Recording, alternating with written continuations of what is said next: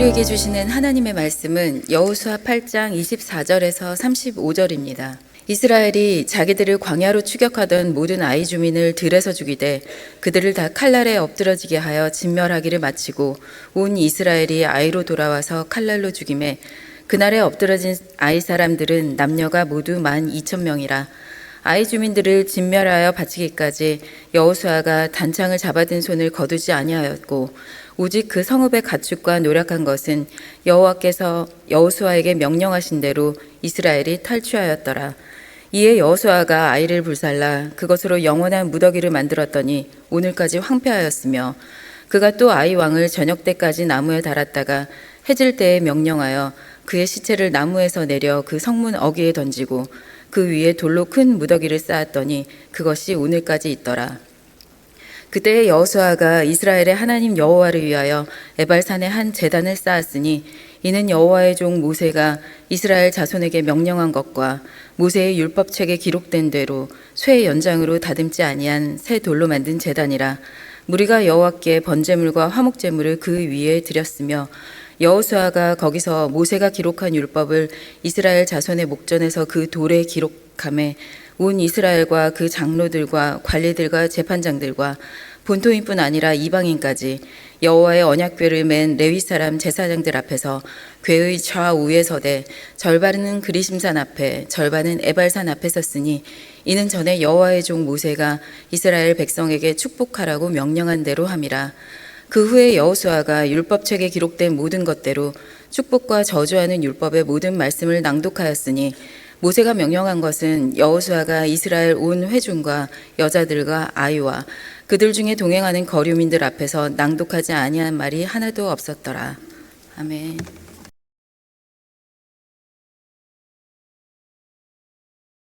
오늘 말씀의 배경이 되고 있는 사건은 이 아이성 정복 사건과 관련이 되어 있습니다. 여호수아 시대의 이 전쟁은 이 단순한 정복 전쟁이 아니었습니다. 그러니까 그 시대에 이 주변에 있는 이 도시국가 또는 이런 국가들은 조금이라도 땅을 빼앗아서 더 많이 빼앗아서 자신들의 것으로 만드는데 만족감을 가졌을 것입니다. 그래서 국력을 확장하고 영토를 확보하고 그리고 자신들의 가족과 또 후손들이 여유 있게 살아갈 수 있도록 마련하는 것, 그것이 그들에게는 가장 중요한 일이었을 겁니다. 그런데 이 여호수아 시대의 이스라엘 백성들은 이 하나님께서 주시겠다고 약속하셨던 그 땅을 하나님의 방식대로 순종하면서 정복해 가는 것, 그 신앙의 행위 자체에 이 중요성이 있었습니다. 예를 들어보면 여리고성 정복이 그러했습니다. 여리고성 앞에서 이스라엘 백성들은 그들 나름대로 전략을 세우고 그들 나름대로 정탐꾼을 보내고 그들 나름대로 어떠한 방법을 모색하지 않았습니다. 대신 그들은 제사장들을 앞세우고 언약궤를 앞세우고 나팔을 불고 하나님께서 정해주신 그 방식대로 순종하는 것이 그들에게 있어서는 가장 중요한 전쟁이었습니다. 이는 전쟁의 주도권이 어떤 자신들의 전략에 있는 것이 아니라 하나님께 있음을 믿음으로 고백하면서 그 신앙 훈련을 하는 과정이기도 했습니다. 자, 그런데 이러한 영적 원리가 여리고성 정복이 있고 난 이후에 곧바로 어디로 사라졌는지 찾아볼 수 없게 됩니다. 여리고성 승리로 인해서 그들에게 찾아온 것이 있었는데 바로 자만이었습니다. 우리의 힘으로도 충분히 할 수 있다는 생각, 그래서 아이성을 얕잡아 보고 2,000명이나 많이 보내야 3,000명 정도 보내면 충분하게 정복할 수 있다고 합니다. 그리고 이 아이성을 정복하기 위해서는 하나님께 기도의 자리에서 묻지도 않습니다. 이들에게 찾아온 교만, 그것이 영적으로 이스라엘 백성들을 무디게 만드는 결과를 찾게 됩니다. 가져오게 됩니다. 게다가 이 아간의 절취 사건이 일어납니다. 이 또한 이 보이지 않게 이 공동체에서 이 균열이 생기게 만듭니다. 자, 그래서 이 아이성에서 패배하게 되고 다시 승리하는 장면이 이 여호수아서 8장에서 기록하고 있습니다. 자, 이 사건을 통해서 하나님께서는 분명히 백성들에게 가르치는 것이 있었습니다. 이 불순종, 이것은 하나님과의 관계에서 문제를 가져오게 만들고 그 악함이 곧바로 이 현실의 실패로 이어진다는 것을 보여줍니다. 그래서 이스라엘 백성들이 이것을 경험으로 해서 앞으로 어떻게 말씀에 순종하며 살아가야 하는지를 가르쳐 주고 있습니다. 자, 한번 그 부분을 다시 한번 이렇게 살펴보면서 이렇게 적용 문제를 풀어보도록 하겠습니다. 자, 먼저 첫 번째 우리가 다뤄야 할 내용은 이 정복전쟁, 다시 그들이 준비를 해서 그 하나님의 말씀에 순종하면서 이 정복전쟁을 했을 때 그 결과가 어떻게 되었는지 그 부분을 다루고 있는데요. 이 전투 장면에서 우리가 유심히 봐야 할 부분이 있습니다. 바로 26절인데요. 26절을 제가 다시 읽어드리면은 아이 주민들을 진멸하여 바치기까지 여호수아가 단창을 잡아든 손을 거두지 아니하였다라고 합니다. 여기에 여호수아의 독특한 행동이 한 가지 나옵니다. 단창을 들고서 이 전투가 끝날 때까지 그 손을 내리지 않았다는 것입니다. 이 시대의 단창은 쉽게 우리가 이해하면 지휘봉이라고 생각하시면 될 것 같습니다. 이 단창을 들고 예를 들어서 오른쪽으로 흔들면 전진하라 그랬든지 왼쪽으로 흔들면 퇴각하라고 한다든지, 그렇게 이 단창을 들고서 어떤 전투에 있어서 신호를 보내는, 그때 사용하는 것이 바로 이 단창이라는 무기였습니다. 자, 그런데 여호수아가 이 전투가 끝날 때까지 이 단창을 들고서 내리지 않았다고 합니다. 이 손을 내리지 않았다는 것은 하나님의 지시에 대한 여호수아의 절대적인 순종을 상징하고 있습니다. 그러니까 이 전쟁은 하나님께서 주관하시는 전쟁입니다. 그 모든 것을 하나님께 맡깁니다. 제가 말씀에 순종합니다 라는 의미로 두 손으로 그 단창을 들고 이 전투가 끝날 때까지 내리지 않았다는 것입니다. 그러니까 하나님께서 이 전투를 이끄실 것이고 이 전쟁에서 승리를 주실 것이라는 믿음으로 고백하는 행동이었습니다. 근데 이 일은 모세 시대에도 있었던 일입니다. 우리가 출애굽기 17장을 보면 모세가 지팡이를 들고서 있을 때는 이스라엘이 그 전쟁에서 승리를 거두었고, 그 지팡이를 내릴 때에는 이스라엘이 전쟁에서 패배하는 그러한 일이 있었습니다. 그래서 양쪽에서 모세의 팔이 내려오지 않도록 돕는 사람들까지 있었던 것을 우리가 잘 알고 있습니다. 그러니까 모세 시대의 그 방식, 그리고 여호수아 시대의 방식, 원리는 똑같은 겁니다. 하나님, 저희가 하나님 말씀에 순종합니다. 이 전쟁은 하나님께 달려 있습니다. 그러니 저희들은 하나님께 철저히 순종하며 이 전쟁에 나아가겠습니다 라는 믿음으로 고백하는 행동이었습니다. 그리고 이게 승리의 원동력이 된 것입니다. 그런데 오늘 우리가 이제 문제를 첫 번째 문제에서 이야기를 하지만 이 전리품 이야기를 합니다. 이번 전쟁에서는 이 전리품을 허락합니다. 그래서 27절 말씀을 보면은 마지막 부분에 이스라엘이 탈취하였다라고 기록하고 있습니다. 아이성 전투에서 승리한 이후에 전리품을 얻게 된 것입니다. 여리고성에서는 진멸 전쟁이었기 때문에 전리품을 얻을 수가 없었습니다. 그런데 아간이 그 언약을 지키지 않았기에, 그 명령을 지키지 않았기에 이스라엘 백성들이 이 패전이라는 결과를 맛보게 되었습니다. 자, 그런데 이 아이성에서는 빼앗은 이 전리품, 이것을 개인들이 얻을 수 있도록 그렇게 허락이 됩니다. 이것도 영적인 의미가 있습니다. 너희들이 말씀에 순종했을 때 그 말씀 순종의 결과로 너희들에게 보상이 주어진다는 의미가 있습니다. 그래서 이 전리품은 단순히 우리가 전쟁을 잘해서, 우리가 싸움을 잘해서 우리의 능력으로 빼앗은 거야, 그게 아니라 우리가 말씀에 순종하며 살았더니 하나님께서 우리에게 이렇게 선물로 주셨다라는 영적인 의미를 담고 있습니다. 그래서 오늘 우리 큐티 교재 첫 번째 적용 문제가 이렇습니다. 보시면은 제가 읽어드리겠습니다. 말씀에 순종하는 내게 하나님이 보상으로 주셨다고 생각되는 것이 있다면 무엇인가? 라는 질문입니다. 우리가 말씀에 순종하며 살았을 때 하나님께서 나에게 보상으로 주신 것이 있는데 그것이 있다면 함께 나눠보자 라는 문제입니다. 근데 여기서 이제 우리가 생각해 볼 것이 있는데요. 이 문제의 정의를 한번 다시 내려야 됩니다. 그럼 여기서 말하는 보상이 무엇일까라는 겁니다. 내가 말씀에 순종했더니 로또 복권에 당첨됐어. 내가 말씀에 순종했더니 내가 투자했던 주식이 10배로 오르고 20배로 오르고 100배로 올랐어. 과연 이것을 보상이라고 해야 될까라는 거죠. 여기서 말하는 보상은 먼저 우리가 의미를 좀 다시 재정립했으면 좋겠습니다. 여기서 말하는 보상은 제가 보기에는 어떤 세상적인 보상인 것 같지는 않습니다.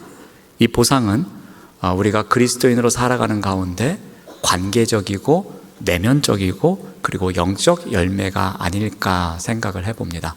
그렇다면 문제를 바꿔서 우리가 말씀에 순종하며 살아갔더니 하나님께서 나에게 내적으로 그리고 영적으로 열매를 맺으며 살아갈 수 있도록 복을 주신 것, 그리고 관계적인 면에 있어서 복을 주신 것, 그러한 것이 무엇이 있을까 나눠봅시다로 문제를 바꾸면 조금은 덜 세속적이지 않을까 생각을 해봅니다. 한번 그런 면에서 한 세 가지 정도 잠깐 나눠보면요. 먼저는 우리가 받을 수 있는 보상은 샬롬입니다. 그러니까 마음의 평안입니다. 우리가 순종함으로써 내가 말씀에 순종하며 살아가면 살아갈수록 우리가 얻을 수 있는 가장 큰 복이 말 그대로 평안이 아닐까 생각해 봅니다. 이는 상황을 뛰어넘는 하나님의 선물이기도 합니다. 이것은 내가 잘했다, 역시 나는 대단해, 그런 데서 오는 성취감이 아니라 하나님께서 나와 함께 하신다는, 그래서 내가 이런 상황 속에서도 평화를 잃지 않고 살아가도록 도와주신다는 그러한 믿음의 선물이 아닐까 생각해 봅니다. 예를 들면 이러한 것일 수도 있습니다. 내가 누군가를 용서할 수 없는 상황입니다. 그런데 용서를 합니다. 그럼에도 불구하고 상대는 별로 고마워하지도 않습니다. 아니, 내가 용서하지 못할 상황에서 용서한다고 용서까지 베풀었는데 상대방은 전혀 이렇게 용서에 대한 감사도 없는 것 같고 보니까 괜히 용서해줬나라는 생각이 찾아올 수 있는 그런 상황입니다. 상대가 변하지 않았음에도 불구하고 내 마음속에 내가 저 사람을 용서하는 것 자체만으로 그 전에 누리지 못했던 기쁨, 그 전에 알지 못했던 평화가 나에게 찾아옵니다. 내가 말씀에 따라서 정말 미운 사람이지만, 용서해 줄 수 없는 사람이지만 저 사람을 용서했더니 저 사람이 달라지는 건 없었어도 내 마음속에 하나님께서 주시는 평안이 있다. 그러면 이게 바로 우리가 말씀에 따라 순종했을 때 우리에게 주어지는 보상이 아닌가 생각합니다. 세상적인 잣대로 보면요, 우리가 용서를 해줬으면 저 사람의 용서에 대해서 감사함으로 우리에게 그보다 몇 배의 보상을 하는 것이 세상의 논리입니다. 근데 우리가 그 논리대로 그것을 바란다면 우리가 말씀에 있는 용서를 실천하고서 그 보상이 없으면은 우리는 늘 절망할 수밖에 없어요. 내가 말씀에 따라서 원수까지도 사랑하고 용서하라고 해서 용서했는데 왜 저 사람은 나에게 보상을 안 합니까? 내가 이렇게 말씀대로 살아도 되는 겁니까? 이거 잘못 사는 거 아닙니까? 하면서 우리가 절망한다는 거예요. 그런데 상대방이 우리에게 어떤 물질적 보상, 어떠한 달라지는 것이 없더라도 내가 용서하는 것 자체로, 그 말씀에 순종하는 것 자체로 우리가 믿음으로 고백하며 나간다면 우리가 이전에 누리지 못했던 평안을 누릴 수 있다는 것입니다. 이게 아마 우리에게 주시는 가장 큰 보상이 아닐까, 저는 그렇게 생각을 해 봅니다. 자, 또 하나는 이런 것이 있을 것 같습니다. 하나님의 인도하심입니다. 우리는 이 말씀에 따라서 순종하며 살아가다 보면 이건 손해보는 거 아닌가라는 생각을 정말 많이 합니다. 그런데 이 시간이 지나고 보면 그 길이 내가 그때는 손해보는 것 같았는데 그럼에도 불구하고 조금은 억지로 그 말씀에 순종하긴 했는데 나중에 돌아보니까, 시간이 지난 다음에 다시 보니까 그 길을 하나님께서 준비해 주셨던 길이고 하나님께서 인도해 주셨던 길이기에 내가 그때 그 말씀에 순종하기를 잘했구나 하면서 스스로 흡족할 때가 있다는 것입니다. 쉽게 예를 들면 그렇잖아요.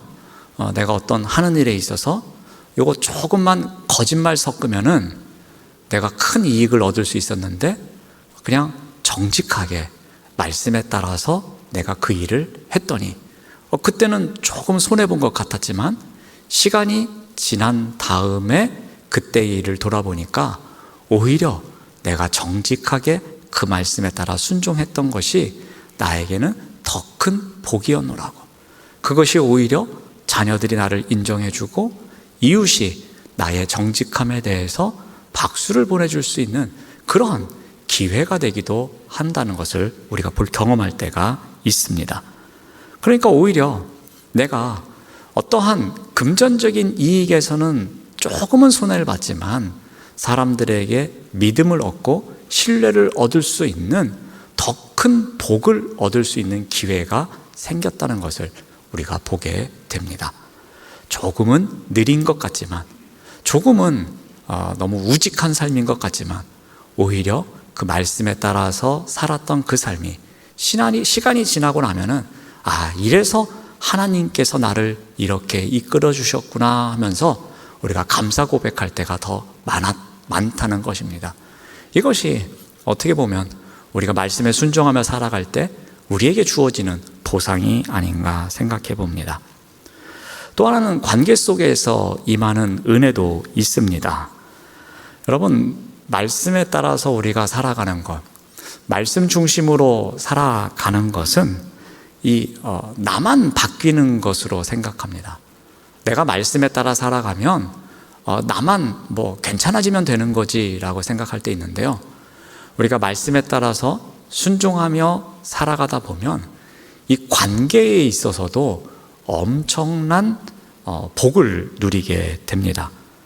내가 말씀에 순종할 때에 오히려 관계 속에서 치유가 일어나기도 하고요, 내가 말씀에 순종하며 살아갈 때에 공동체를 건강하게 만들어가는 경우가 더 많다는 것입니다. 멀리 가지 말고 한번 우리의 가정을 생각해 봅시다. 우리의 가정 안에서 나 한 사람이더라도 말씀에 순종하며 신실하게 살아갈 때에 그 모습을 보는 다른 가정의 구성원들에게 영향을 준다는 겁니다. 나 혼자만 잘난 척하면서 내가 이렇게 말씀에 순종하며 살아, 그게 아니라 그 순종하는 삶을 통해서 우리 가정의 구성원들이 함께 그 말씀에 순종하며 살아가기 위해서 애쓰는, 노력하는 삶이 있다는 겁니다. 또한 내가 말씀에 순종하며 살아갈 때에 가족들 구성원의 마음이 열리기도 합니다.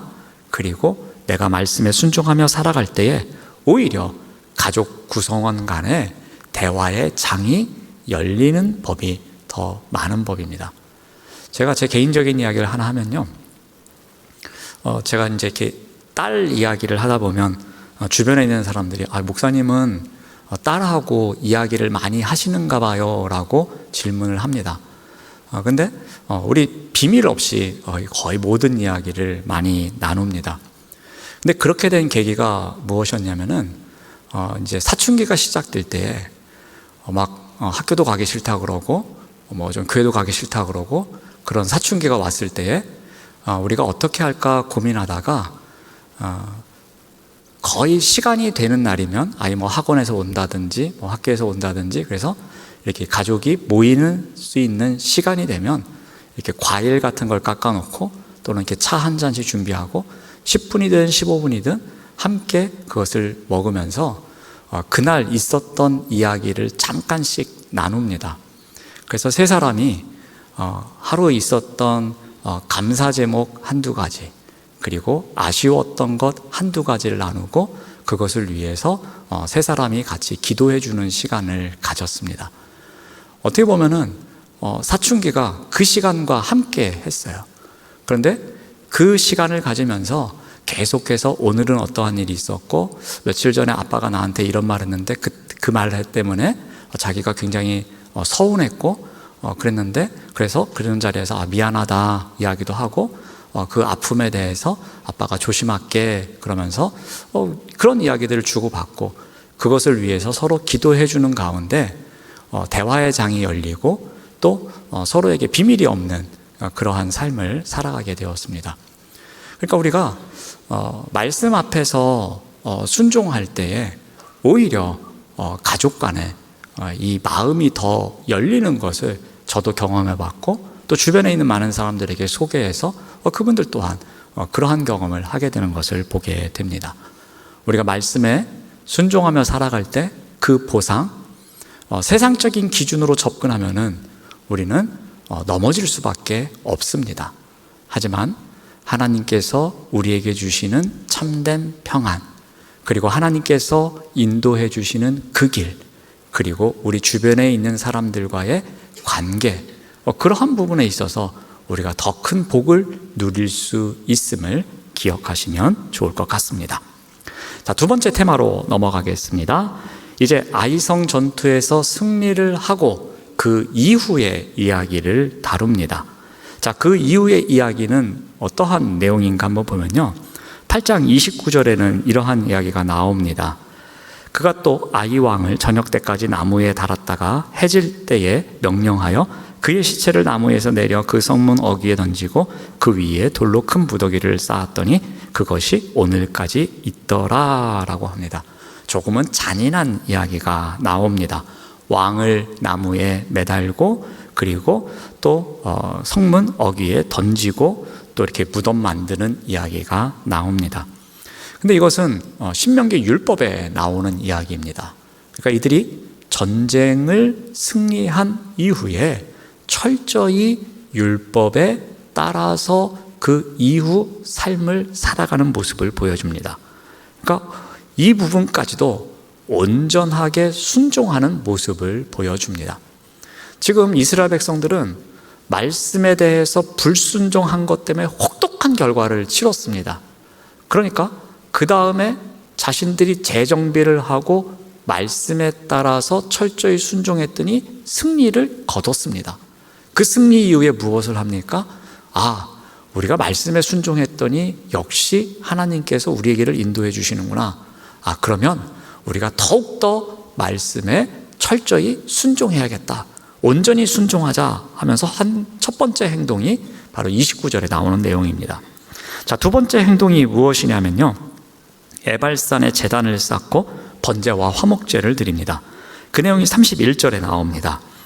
이는 여호와의 종 모세가 이스라엘 자손에게 명령한 것과 모세의 율법책에 기록된 대로 새 연장으로 다듬지 아니한 새 돌로 만든 제단이라. 무리가 여호와께 번제물과 화목제물을 그 위에 드렸다라고 합니다. 자, 이제 이스라엘 백성들이 제사를 드립니다. 화목제와 번제를 드리는데 그것을 위해서 제단을 만듭니다. 근데 그 제단을 어떻게 만듭니까? 다듬지 않은 돌로 제단을 만듭니다. 이 또한 어떠한 것이라고 합니까? 모세가 이스라엘 자손에게 명령한 것, 그래서 모세의 율법책에 기록된 것, 그 말씀 그대로 온전히 순종해서 이 쇠망치 같은 것으로 다듬지 않은 돌, 그냥 자연산 돌로 제단을 쌓았다라고 이야기를 합니다. 근데 이것은 무엇을 의미하는가 하면요, 이렇게 아주 그냥 예쁘게 잘 만들고 이런 것은 어떤 인간의 재주와 능력을 드러내는 것과 같습니다. 당시에 이단이 아니라 이방신을 섬기는 그 제단을 만들 때는 다듬은 돌로 이렇게 했습니다. 그것은 이 다듬은 돌을 통해서 우리의 재능, 우리의 재주를 신께 드립니다라는 의미를 담고 있었습니다. 그러니까 그러한 인위적인 게 전혀 들어가지 않은 우리의 순전한 마음을 드린다는 의미에서 다듬지 않은 돌로 제단을 만들게 되었던 겁니다. 이게 모세의 율법책에 기록되어 있어서 그 율법대로 이들이 순종하였다라고 합니다. 여기서 끝나지 않습니다. 승리 이후에 세 번째로 한 일이 이제 그 앞에서 언약 갱신을 합니다. 그래서 백성들의 절반을 에발산과 그리심산에 나눠 쓰게 하고 그들에게 말씀을 선포합니다. 그래서 33절 말씀을 보면은 심지어 이방인까지도 오게 하는 그러한 일이 있습니다. 그러니까 이스라엘 백성뿐만이 아니라 그들과 함께하고 있었던 이방인들, 그 모든 사람들을 불러서 모아놓고 그들에게 율법을 선포합니다. 근데 그 율법의 내용은 너희들이 복받을 거야 라는 그런 좋은 내용뿐만이 아니라 만약에 율법을 지키지 않으면 너희들이 벌을 받는다는 그런 저주 선언까지도 함께 합니다. 이방인까지 참여한 그 자리에서 율법을 빠짐없이 낭독하면서 모든 사람이 이 율법에 따라 살아야 할 것을 선포하고 있습니다. 자, 이는 단순한 성경 낭독은 아니었을 겁니다. 아간 한 사람으로 인해서 불순종이 공동체에 어떠한 영향을 미치는지를 그들은 경험했습니다. 그래서 공동체 모두가 모인 자리에서 이 언약을 다시 선포하는 가운데 그 언약 갱신을 통해서 그들이 앞으로 어떻게 말씀에 순종하며 살아가야 되는지를 결단하는 자리로 나아가고 있습니다. 그러니까 승리 이후에 이들이 율법을 좀 더 철저히 지키는 자리로 나아갔다는 것을 보게 됩니다. 자, 두 번째 적용 문제를 봅니다. 제가 읽어드리겠습니다. 말씀 중심으로 살아가기 위해서 나 자신과 우리 공동체에 어떤 노력과 기도가 필요할까요? 라는 것입니다. 자, 이스라엘 백성들이 이렇게 철저하게 말씀에 순종하며 살아가기로 맹세하고 다시 언약 앞에 무릎 꿇었던 것처럼 우리 또한 말씀 중심으로 살아가기 위해서는 어떻게 해야 될까? 나 개인으로서는 어떻게 해야 되고 공동체는 어떻게 해야 할까라는 것이 오늘 두 번째 적용 문제입니다. 먼저 개인적인 측면에서 살펴보면 이렇게 말씀드릴 수 있을 것 같습니다. 이스라엘 백성들의 전쟁 승리 이후의 원리를 가져와서 우리 또한 살아가는 가운데 우리 개인의 목표와 목적이 있습니다. 그런 목표나 목적을 이루었을 때에 대부분의 사람들은 어떻게 하면은 그래 내가 이제 1단계 목표를 이루었어. 다음은 2단계야. 2단계까지 가기 위해서 무엇이 필요한 거야 하면서 또 다른 로드맵을 세울 때가 많습니다. 그 1단계를 성취한 이후에 정말 필요한 것이 무엇이냐면은 그것은 하나님 감사합니다 하면서 계획을 먼저 세우기보다는 기도와 말씀으로 하나님과의 관계를 점검하는 재헌신의 시간이 있어야 합니다. 지금 이스라엘 백성들은 바로 그 자리에 나아가고 있습니다. 전쟁에서 승리한 이후에 그들은 율법을 더 온전히 지키기 위해서 다시 그들이 율법을 낭독하고 그 앞에서 다시 무릎 꿇는 그러한 시간을 가졌습니다. 재헌신의 시간이 있었습니다. 우리 또한 그러해야 한다는 겁니다. 우리가 어떠한 1단계까지 올라갔다고 해서 그 다음 2단계 빨리 더 나아가기 위해서 어떠한 전략과 전술이 필요할까? 그런 로드맵을 세우기 전에 우리가 하나님 감사합니다 하면서 이 재헌신의 자리로 나아가는 것, 그것이 무엇보다 중요함을 우리가 기억해야 할 것입니다. 이 공동체에 있어서는 이런 생각을 한번 해보았습니다. 우리가 말씀 중심으로 살아가기 위해서는 우리 공동체에 이 말씀 중심 문화를 만들어가는 것이 중요합니다. 이 공동체는 문화가 매우 중요합니다. 다른 말로 바꾸면 분위기라고도 이야기할 수 있습니다. 여러분, 새 가족들이요, 교회에 오면요, 뭘 많이 볼 것 같아요? 분위기를 많이 봅니다. 이 교회가 갖고 있는 문화가 무엇일까? 이 부분에 대해서 아닌 것 같아도 그 부분을 많이 봐요. 요즘 젊은 세대들은 느낌 이야기를 많이 합니다. 이 교회 왔더니 느낌이 괜찮아. 그러면은 그 교회에 이렇게 등록하고 헌신하는 자리까지 나아가요. 그런데 아무리 시설이 좋고 아무리 시스템이 잘 돌아가고 있어도 그들이 생각하는 느낌, 그 문화, 그 분위기가 자기랑 맞지 않으면은 또 다른 교회를 찾는 경우가 많이 있습니다. 이 공동체가 말씀 중심으로 살아가고 있구나. 그래서 이 교회는 하나님께서 임재하고 있구나라는 문화를, 그 분위기를 우리가 만들어가는 것이 굉장히 중요합니다. 그래서 언제나 우리가 사역을 이루기 위해서 그 수단과 방법을 가리지 않고 나아가는 것보다는 그 사역이 우리가 말씀에 따라서 필요한 사역인지, 그 말씀에 따라서 우리가 과정을 잘 맞춰가고 있는지, 그 사역이 과연 하나님의 말씀을 드러내고 있는 통로인지, 내가 봉사하고 내가 섬기고 있는 이 일이 과연 하나님을 보여줄 수 있는 그러한 과정인지, 그러한 문화를 만들어가고 있는지, 그것이 우리에게 우선이 되어야 한다는 것입니다. 공동체가 어떠한 세상적인 논리, 세상적인 경영 원리, 물론 그런 것도 때로는 필요한 것이 있습니다. 그런데 영은교회라는 공동체 그 문화에는 누가 봐도 말씀 중심이 되어서 한마음 한뜻이 되어서 그 말씀을 보여주는 통로로, 그 말씀을 살아내는 통로로 공동체가 멤버십이 형성되어 있구나라는 것, 이것이 우리가 만들어가야 할 문화가 아닐까 생각해 봅니다. 그렇다면 우리 공동체는 점점 더 많은 사람들에게 신뢰를 주고 또 신뢰를 쌓아가는 곳이 될 것이라고 생각해 봅니다. 이런 부분에 있어서 좀 더 구체적인 내용들은 이따가 식사하시면서 또 구역별로 나눠보시면 좋을 것 같습니다. 자, 여기까지 하면은 오늘 다뤄야 할 내용은 다 다룬 것 같습니다. 혹시 목사님 이거 빠졌습니다 하는 거 있나요? 목사님 질문이 있습니다 하는 게 있나요? 네, 질문이 없으실 거라고 생각합니다. 빨리 끝내주는 게 상책이라고 생각하실 것 같습니다. 기도하겠습니다. 하나님 감사합니다. 성도는 하나님 말씀을 기준으로 삼고 살아가도록 부름받은 존재입니다.